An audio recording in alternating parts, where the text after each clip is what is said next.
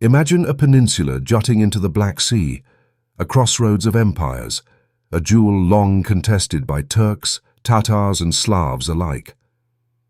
For centuries, Crimea was the frontier between two worlds, the Islamic power of the Ottoman Empire and the rising might of Orthodox Russia. But in 1783, everything changed. Catherine the Great, Empress of Russia, made a bold move that would forever alter the geopolitics of Eastern Europe. She annexed Crimea. It was not merely a territorial gain, it was a declaration that Russia had arrived as a true empire. Welcome to Sands of History, where we bring you the untold stories, the battles of ideas, and the crossroads of civilizations that shaped our world. If you love deep dives into history, don't forget to like, share, and subscribe to our channel. And if you'd like to support our work, you can find links to help us financially in the description below. Now, let's journey back to the 18th century, a world of expanding empires, fragile khanates, and the ambitions of a woman who dreamed of turning Russia into a global power. The dream of a Russian empire. When Catherine II, better known as Catherine the Great, took the throne in 1762, Russia was already expanding rapidly across Siberia and into the steppes.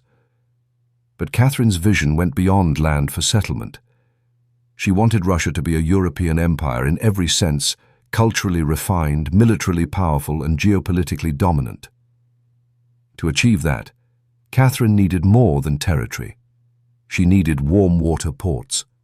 For centuries, Russia's greatest geographic disadvantage had been its frozen seas.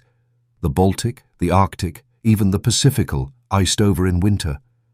Without year-round ports, Russia could not rival Britain or France in global trade and naval power. And so, Catherine set her eyes on the Black Sea, controlled by the Ottoman Empire and its client state, the Crimean Khanate. Crimea was the prize. Whoever held it could dominate the Black Sea.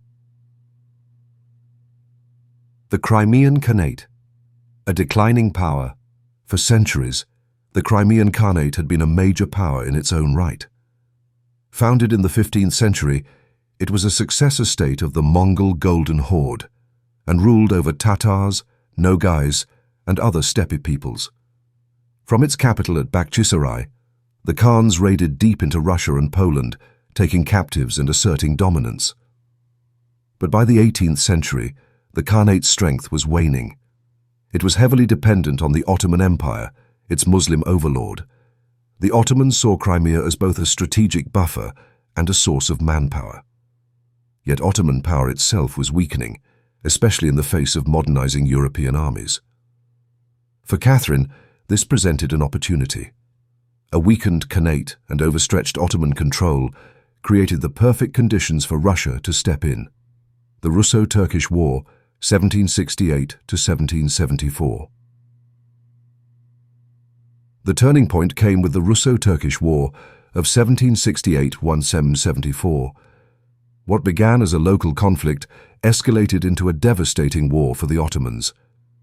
Russia's armies pushed deep into Ottoman territory, while its navy remarkably sailed all the way from the Baltic to the Mediterranean to defeat the Ottoman fleet at Cheshme in 1770. For the first time, the Ottomans realized Russia was not just a northern nuisance, it was a true imperial rival. The war ended with the Treaty of Küçük Kaynarca in 1774, a treaty that changed the map of Eastern Europe. The Ottomans were forced to recognize the independence of the Crimean Khanate. In reality, this independence was a smokescreen. The Khanate was now free of Ottoman suzerainty, but it quickly fell under Russian influence. Catherine celebrated this as a triumph. Crimea was not yet annexed, but Russia had pried it from the Ottoman grip. It was only a matter of time. Catherine's imperial strategy. Catherine understood that seizing Crimea was not just a military decision, it was a political and cultural statement. To integrate Crimea into the Russian Empire, she needed a strategy on three fronts. 1. Diplomatic maneuvering. Catherine used European diplomacy to present Russia's expansion as inevitable. She courted alliances, particularly with Austria, to neutralize opposition. 2. Cultural framing.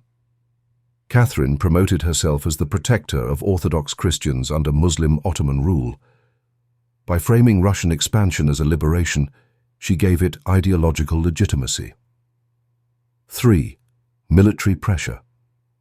Russia kept a strong military presence near Crimea, intervening in its internal politics and ensuring pro-Russian Khans came to power. Her ultimate dream was a Greek project, the idea of reclaiming Constantinople and reviving a Christian empire in the east, with her grandson installed as ruler. Annexing Crimea was the first step toward that vision. The annexation of 1783. By the early 1780s, Crimea was in chaos. Rival factions among the Tatars, some pro-Ottoman, some pro-Russian, fought for dominance. Russia exploited this instability, backing a pro-Russian Khan, Shahin Giray, who introduced reforms but alienated many nobles. Finally, in 1783, Catherine acted decisively. Russian troops entered Crimea and secured key cities, including Sevastopol, where Russia established its first Black Sea naval base. Catherine then issued a manifesto formally annexing Crimea into the Russian Empire. This was a bold gamble.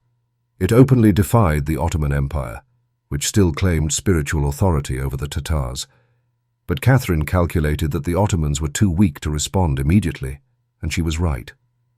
The annexation was hailed in St. Petersburg as a triumph of Russian statecraft. Catherine had secured her warm water port and taken a huge step toward making Russia a true European power. Potemkin and the showcase of empire. No story of Crimea under Catherine is complete without mentioning Grigory Potemkin, her trusted advisor, lover, and political partner. Potemkin was tasked with integrating Crimea into Russia. He built new cities, encouraged settlement, and began transforming the peninsula into a showcase of Russian power. The most famous episode came in 1787, when Catherine toured her newly acquired lands with foreign ambassadors in tow. To impress them, Potemkin allegedly built Potemkin villages' facades of prosperity, designed to show that Crimea was thriving under Russian rule. Though the story may have been exaggerated, it symbolized the propaganda value of Crimea. Catherine wanted Europe to see her as not just a conqueror, but a civilizer. Ottoman response and renewed war. Of course, the Ottomans did not accept the loss of Crimea quietly. In 1787, they launched another war against Russia, hoping to retake the peninsula. But once again, Russia's modernized army and navy proved superior. The war dragged on until 1792, ending with the Treaty of Jassy, which confirmed Russia's possession of Crimea. From that moment, the annexation was irreversible. Crimea had become Russian territory not just by military force, but by international recognition. Long-term consequences. The annexation of Crimea in 1783 had far-reaching consequences. For Russia, it was the birth of its Black Sea Empire.